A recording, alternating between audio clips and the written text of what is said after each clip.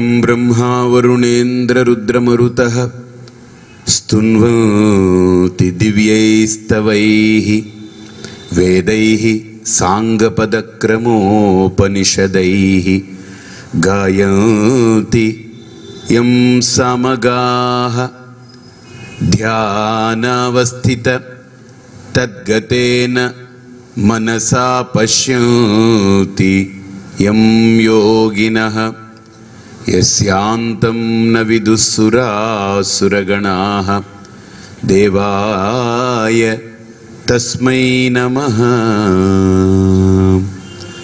ॐ दयानन्दचरणौ मनसा स्मरामि दयानन्दचरणौ शिरसा नमामि। श्रोत्रं चक्षुः స్పర్శనంచ రసనం ఘ్రాణమేవచ. ఈ పైనున్నటువంటి ఇంద్రియాల ద్వారా ప్రపంచంలో ఉండే వాటన్నిటిని తీసుకుంటాను. తీసుకున్న తర్వాత అక్కర్లేనివన్నిటిని కూడా కింద ఇంద్రియాల ద్వారా కింద రంధ్రాల ద్వారా అన్నిటినీ విడిచిపెట్టేస్తున్నాను. అవుట్లెట్ అండ్ ఇన్లెట్ చాలా ఎక్సలెంట్గా ఉంది ప్రాసెస్. ఈ శరీరం తీసుకున్న తర్వాత ఈ శరీరంతో నాకు పని లేదు. ఈ శరీరాన్ని అక్కడ పెట్టేస్తున్నాను నేను. ఈ శరీరాన్ని ఎంతవరకు వాడుకుంటున్నాను అంటే నిద్ర పట్టేదాకా వాడుకుంటున్నాను. ఆ తర్వాత నిద్రకి ఎక్కిన తర్వాత ఈ శరీరం ఏమైందో నేను ఎక్కడున్నానో నాకు సంబంధమే లేదు, వదిలేస్తున్నాను.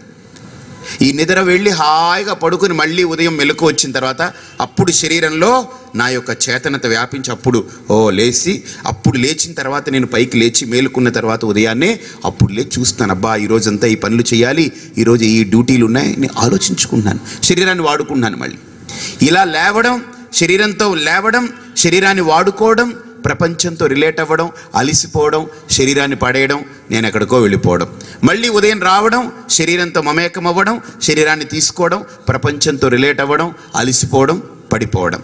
ఇలా చేస్తూ చేస్తూ చేస్తూ చేస్తూ ఒకరోజు పడిపోతాడు, ఇంక లేవడు.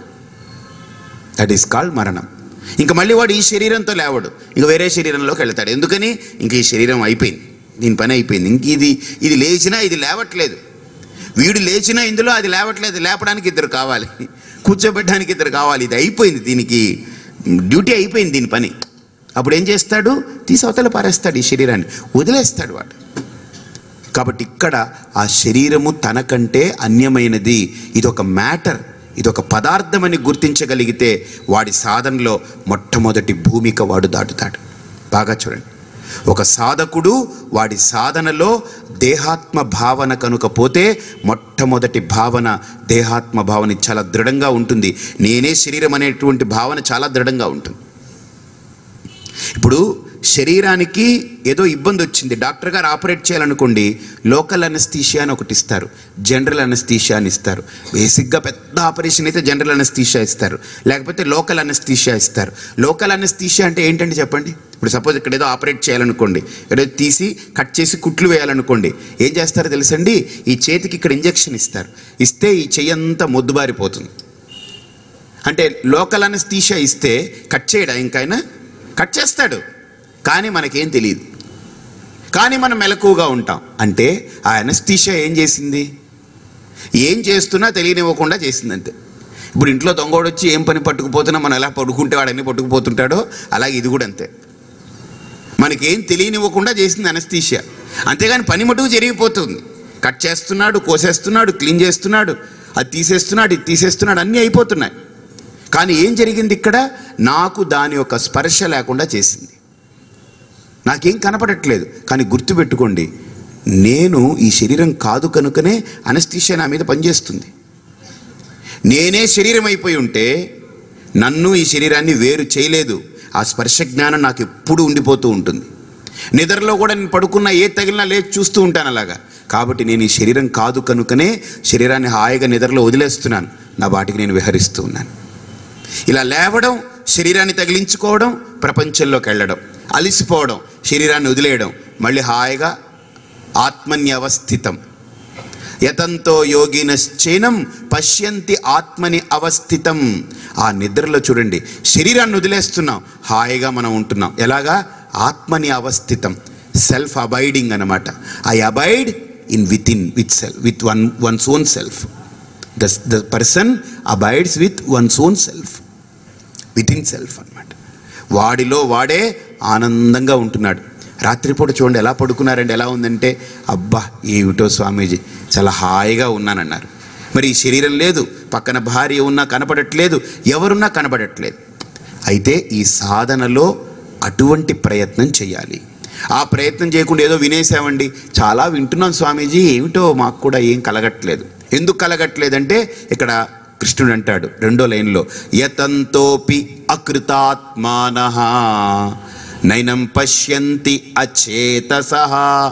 మీరు వింటున్నారు, విని అర్థం చేసుకుంటున్నారు, బాగానే ఉంది, నిజమే, ఈయన చెప్పేది కరెక్టే, వాస్తవమే అని. తర్వాత మీకు జీవితం దీన్ని మర్చిపోతున్నారు. ఎప్పుడైనా ఒక దెబ్బ తగిలింది అనుకోండి, అప్పుడు ఇవన్నీ గుర్తుకొస్తాయి. మళ్ళీ కొంతసేపటికి మళ్ళీ ఆ దెబ్బ ఉన్నంత వరకు గుర్తుకొస్తాయి. మళ్ళీ దెబ్బ పోయిన తర్వాత మళ్ళీ ఎందులో ఏదో కిలకిలా పలకలా అంటూ పోవడం, బయటికి వెళ్ళిపోవడం.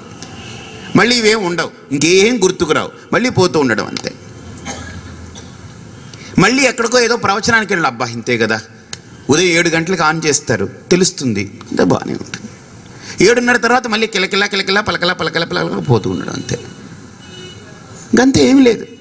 అంటే మనం వింటున్నాం, ప్రయత్నం లేదని కాదు, మనం వింటున్నాం, కానీ విన్నదాన్ని మనం ధారణ చేసుకోలేకపోతున్నాం.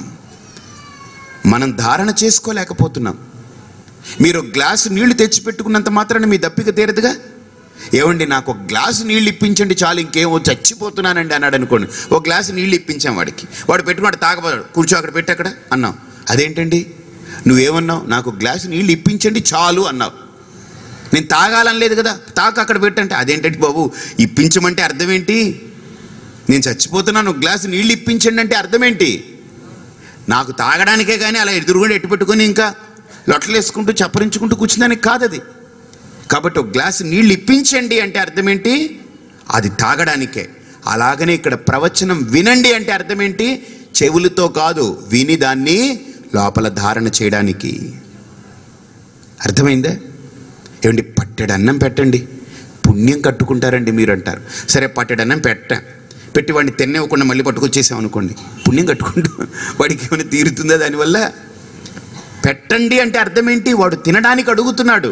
అలాగని మీరు చెప్పండి అని మీరు అడిగారు, నేను చెబుతున్నాను, కానీ మీరు దాన్ని ఏమైనా లోపలికి తీసుకుంటున్నారా? నీళ్ళేమో అడిగినప్పుడు తాగుతున్నారు, భోజనమేమో అడిగితే తింటున్నారు. ఇది శ్రవణం కూడా అడిగారు, నేను చెబుతున్నాను, మీరు జస్ట్ కూర్చున్నారు వింటున్నారు అంతే. మీరేమైనా దాన్ని ధారణ చేస్తున్నారా? దాన్ని లోపలికి తీసుకుంటున్నారా? దాన్ని అసిమిలేట్ చేస్తున్నారా? దాంతో మీరేమైనా ప్రయోగం చేస్తున్నారా? ఏం ప్రయోగం చేయట్లే.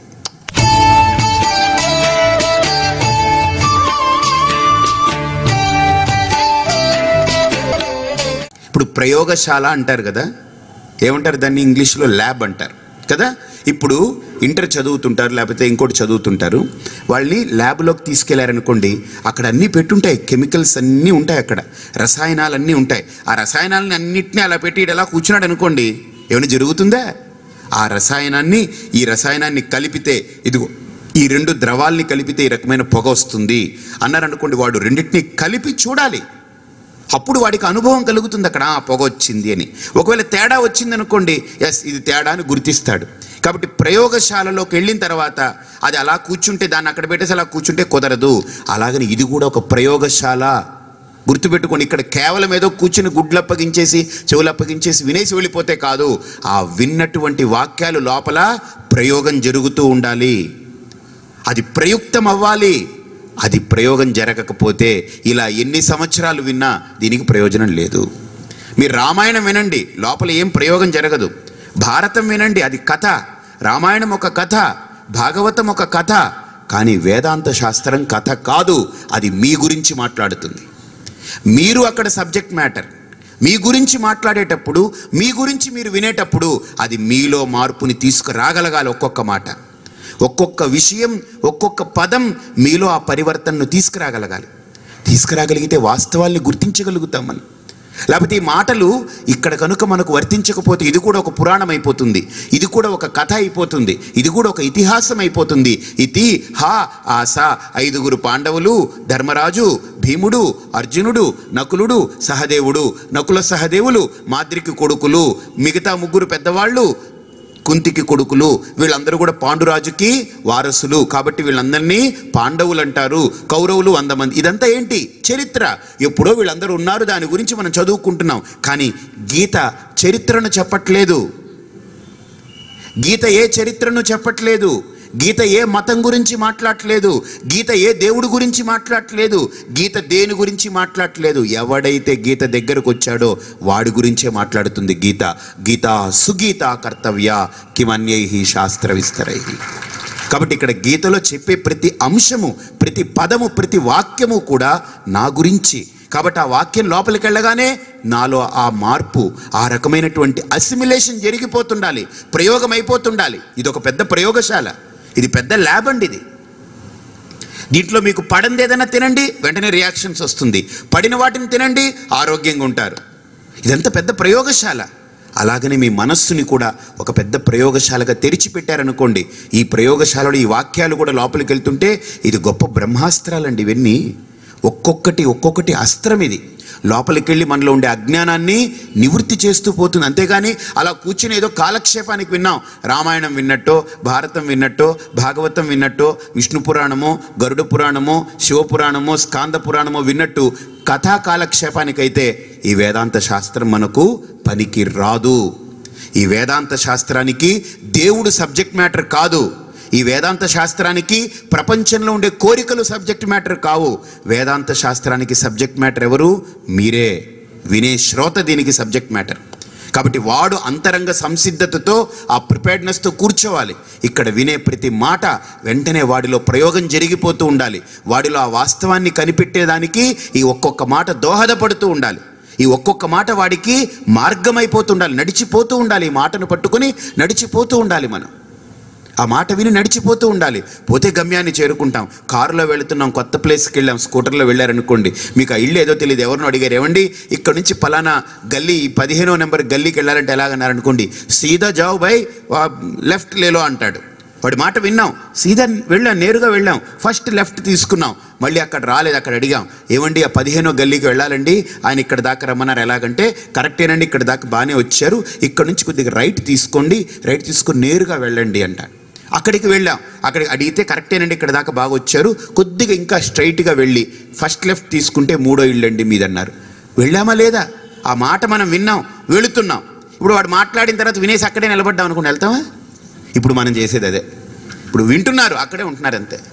కదలిక లేదు, మనలో ప్రయోగం లేదు.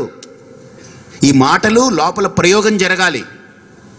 లేకపోతే ఈ మాట మీరు విన్నారంతే, అక్కడే ఉంటారంతే, అక్కడే ఉంటారు, ఎక్కడికి మారరు.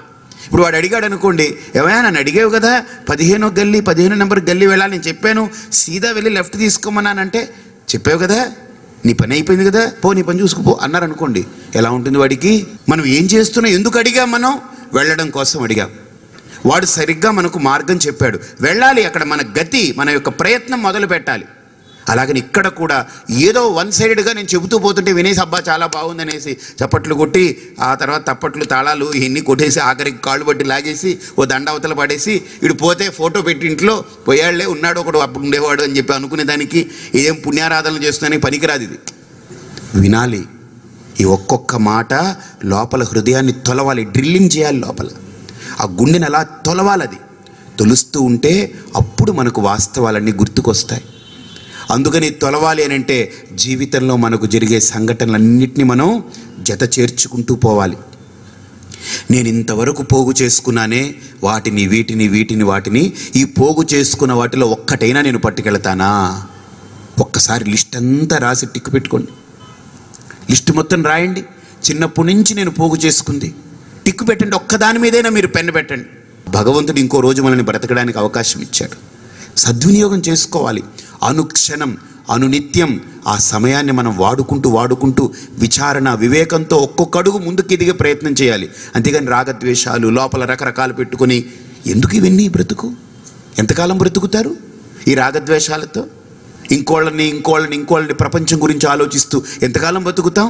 గుర్తుపెట్టుకోండి, ప్రపంచం గురించి ఆలోచించేవాడు జీవితంలో ఎప్పుడు సాధించింది లేదు.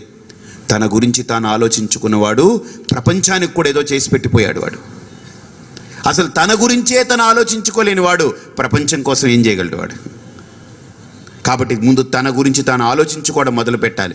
తానెవరో, తన స్థితి ఏమిటో, తన ఉనికి ఏమిటో, తన యొక్క వాస్తవికత ఏంటో గుర్తించడం మొదలు పెడితే వాడి వల్ల ప్రపంచానికి గొప్ప మేలు జరుగుతుంది. అలా మేలు చేసిన వాళ్ళే మనకున్నటువంటి ఋషులు. సైంటిస్టులు బోల్డ్ మంది వచ్చారు, వాళ్ళ పేర్లు మనకేం గుర్తుండవు. కానీ ఋషులు తక్కువ మంది అయినా అందరూ లోకహితం కోసం బ్రతికారు. వాళ్ళు లోకం బాగుండాలని కాంక్షించారు. లోకం కోసం సకల వాంగ్మయాల్ని మనకు తీసుకొచ్చి అందించారు. ఆలోచించండి.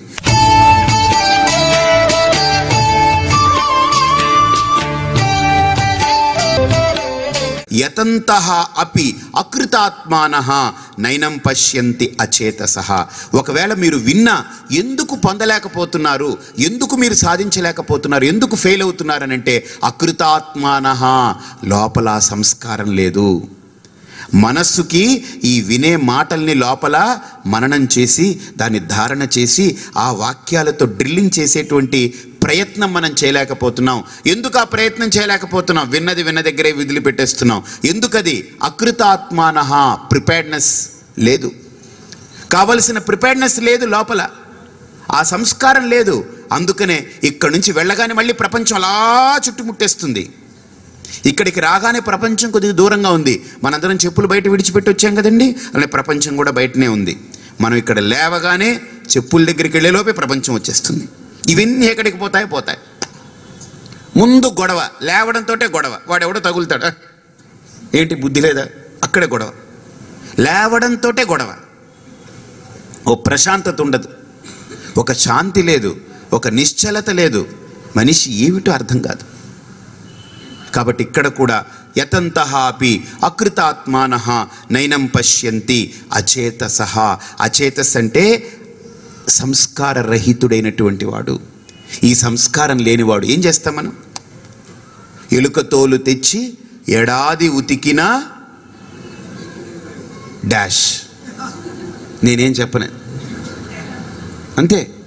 అందుకనే వేమన్ అంటాడు, ఆత్మశుద్ధి లేని ఆచారమది ఏల, భాండశుద్ధి లేని పాకమేల, చిత్తశుద్ధి లేని శివపూజలేలరా. అంటే ఒక ఆయన లేచేయండి విష్ణు పూజ చేయించండి అయితే అన్నాడు. చిత్తశుద్ధి లేని శివపూజలేలరా అంటే ఆ పరమాత్ముడికి నువ్వు పూజ చేస్తున్నావు, ఎందుకు చేయాలి పూజ? నీ చిత్తశుద్ధి కోసం. చిత్తశుద్ధి అంటే ఏంటండి? లోపల ఉండే చెత్తశుద్ధి అంతే. చిత్తశుద్ధి అంటే ఏంటి? లోపల బోల్డ్ చెత్త ఉంది, ఆ చెత్తని శుద్ధి చేసుకోమంటున్నాడు ఆయన. ఏమిటా చెత్త? వాడు బాగున్నాడు, వీడు బాగున్నాడు, నా పరిస్థితి ఇలా తగులడింది, మా ఆవిడ ఇలా చూడు ఇలా అయిపోయింది, వాడు అలా ఉన్నాడు, వాళ్ళ ఆవిడ చూడు అలా ఉంది, వాడి పిల్లలు చూడు అలా ఉన్నారు, వాడికి ఇల్లు మీద ఇల్లు కట్టేశాడు, లేకపోతే ఇదైపోతుంది అదైపోతుంది. ఎప్పుడూ ప్రపంచంలో తన గురించి ఆలోచించడం మానేసి కంపేర్ చేసుకుంటూ ప్రపంచం మొత్తం వీడితో కంపేర్ చేసుకుంటాడు. ప్రపంచంలో అందరినీ వీడితో కంపేర్ చేసుకుంటాడు, చేసుకుని చూస్తుంటాడు. వీడు ప్రపంచంలో ఉండే అన్ని కంపేర్ చేస్తే ఎప్పుడు వీడికి వెళితే వాడికి ఉన్నదాన్ని వాడు గుర్తించాడంటే వాడు ఎప్పుడు హ్యాపీగా ఉంటాడు. నా ఎప్పుడు సమస్య వస్తుందనంటే, నా కంచంలో చూడండి, అన్నం తింటున్నాను అనుకోండి, నాకు కూర ఉంది, లేకపోతే పచ్చడి పెట్టారు, భోంచేస్తున్నాను, ఆకలిగా ఉంది, అబ్బో తినేస్తుంటాను. ఈ ఆకలి ఉండదు పెద్దగా, ఏదో అజీర్తి రోగం ఉంటుంది వాడికి, పెద్దగా ఆకలి ఉండదు. వాడి కంచంలో మీరు ఏదైనా పెట్టండి, పచ్చడి లేదా, ఆవకాయ అయిపోయింది అనుకోండి, పచ్చడి ఆవకాయ అయిపోయిందండి, ఏం తినబుద్ధి అవ్వట్లేదు పెద్ద, మళ్ళీ ఒక మెతుకు తింటాడు. అప్పుడా లేవా? లేని వాటి గురించి చప్పరిస్తూ ఉంటాడు వాడు. ఎందుకనంటే వాడికి అజీర్తి రోగం, వాడికి జబ్బు ఉంది లోపల. ఆకలి ఉంటే అవేమి కనపడవు, ఆ కూరో పచ్చడో పులుసో ఏదో ఒకటి ఏది ఉంటే అది వేయండి తింటామని అంటాడు.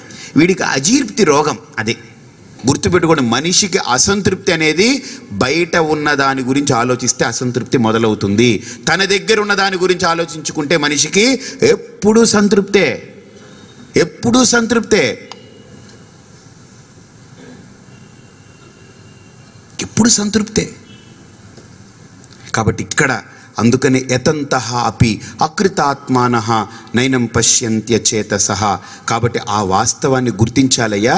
లోపల ఏ ఆత్మ చైతన్యమైతే ప్రకాశిస్తూ ఉందో, ఏ స్వరూపమైతే ప్రకాశిస్తుందో అఖండమై, అది దేహం కంటే అన్యమైంది, ప్రాణం కంటే అన్యమైంది, వీటన్నిటికంటే అన్యమైంది. అటువంటి ఆత్మ చైతన్యమే నేనే ప్రకాశిస్తున్నాను. కాబట్టి ఇక్కడ శ్రీకృష్ణుడు అంటున్నాడు అనమాట, ఆ ప్రకాశం ముందు అసలు ఈ సూర్యుడు కానీ చంద్రుడు కానీ అగ్ని కానీ ఇవన్నీ కూడా వెలవెలపోతాయి. శ్రీ భగవానువాచ యదాదిత్యగతం తేజః జగద్భాసయతేఖిలం యచ్చంద్రమసి యచ్చాగ్నౌ తత్తేజో విద్ధి మామకం. ఈ శ్లోకంలో ఒక మంచి థాట్ ప్రొవోకింగ్గా ఒక మాట అంటున్నారు. ఆయన అంటున్నారు, అర్జున, సూర్యుడు ప్రకాశిస్తున్నాడు అంటున్నావు కదా, ఆయన ప్రకాశం ఉంటే ఈ ప్రపంచమంతా వెలుగొందుతుంది. అంతేకాదు, ప్రపంచమంతా వెలుగొందుతుంది. ఇదిగో ఈ పుష్పం, అది ఇది అన్నీ కనిపిస్తున్నాయి. కానీ కళ్ళకు కూడా వెలుగు ఆయనే. ఈ వస్తువుల్ని వెలుగొందిస్తున్నాడు, కళ్ళకు వెలుగునిస్తున్నాడు. కాబట్టి కళ్ళతో ఆ వస్తువుని చూడగానే కనిపిస్తుంది. ఒకవేళ కళ్ళు బాగానే పనిచేస్తున్నాయి, సూర్యుడు లేడనుకోండి, చీకట్లో ఏం కనపడవు. కాబట్టి సూర్యుడు ఉండాలి, కళ్ళు పని చేయాలి, అప్పుడు వస్తువులన్నీ ప్రకాశిస్తాయి, నేను చూడొచ్చు కదా. కాబట్టి ఇక్కడ కూడా ఆయన ఒక మంచి థాట్ ప్రొవోకింగ్ చెప్తున్నారు. ఏంటనంటే, యద్ ఆదిత్యగతం తేజః జగద్భాసయతే అఖిలం. జగద్భాసయతే అఖిలం. ఈ సృష్టినంతా కూడా వెలుగొందిస్తున్నాడే సూర్యుడు, అసలు వాడికి వెలుగు నేనే ఇస్తున్నాను. నేనే, నా వెలుగు ముందు వాడి చిన్న మినుగుడు పురుగు లాంటి వెలుగు వాడంతే. చీకట్లో ఒక మినుగుడు పురుగు వెలుగుతుందనుకోండి, అబ్బో ఎంత అందంగా ఉంటుందో. అలాగనే ఈ ప్రకృతి అనేటువంటి దాంట్లో ఆ సూర్యుడు కూడా ఈ సృష్టిలో ఒక మినుగుడు పురుగులాగా వెలిగేవాడే. అఖండ చైతన్యం పరమాత్ముడిది.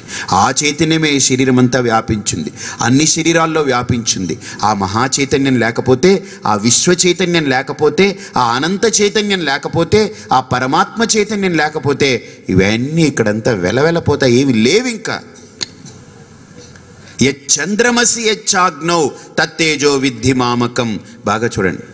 అంతేకాదు, ఇక్కడ బృహదారణ్యకోపనిషత్తు ఒక మంత్రం చెప్తుంది. ఏమిటనంటే, కిం జ్యోతిస్తవ భానుమానహనిమే రాత్రౌ ప్రదీపాదికం స్యాదేవం రవిదీపదర్శన విదౌ కిం జ్యోతిరాఖ్యాహిమే చక్షుస్తస్య నిమీలనాది సమయే కిం ధీర్దియో దర్శనే కిం తత్రాహమతో భవాన్ పరమకం జ్యోతిస్తదస్మి ప్రభో. ఆ ఉపనిషత్ అంటుంది బృహదారణ్యకం, కిం జ్యోతి తవ భానుమాన్ అహనిమే రాత్రౌ ప్రదీపాదికం. సూర్యుడు బాగా వెలుగుతున్నాడయా, చాలా బాగుంది, కానీ నీకు అన్నీ ప్రకాశిస్తున్నాయి. నీ కళ్ళు లేకపోతే ఆ సూర్యుడు వెలుగు మట్టుకు ఏమైనా ప్రయోజనం ఉందా? కళ్ళు కనపడట్లేదు, సూర్యుడు వెలుగుతున్నాడు, కానీ ఏం కనపడదుగా. కాబట్టి సూర్యుడు వెలిగినా నీ కళ్ళు కూడా వెలుగొందితే అప్పుడు ఈ ప్రపంచాన్ని గుర్తించగలవు. కాబట్టి సూర్యుడి వెలుగు ఎంత ముఖ్యమో నీ కంటికి వెలుగు కూడా అంతే ముఖ్యం. ఈ ప్రపంచానికి సూర్యుడు ఎంత ముఖ్యమో ఈ శరీరానికి, ఈ జీవితానికి నేత్రం అంతే ముఖ్యం. అందుకనే సర్వేంద్రియానాం నయనం ప్రధానం. ఈ లోకానికి సూర్యుడు ముఖ్యం, ఇదిగో ఈ జీవుడికి నేత్రం ముఖ్యం. కాబట్టి కళ్ళు పని చేయలేదనుకోండి, సూర్యుడు బ్రహ్మాండంగా దేదీప్యమానంగా ప్రకాశిస్తున్నా, ప్రపంచమంతా వెలుగొందుతున్నా వాడికి ఏం కనపడదు, మొత్తం చీకటే. ఆలోచించుకోండి.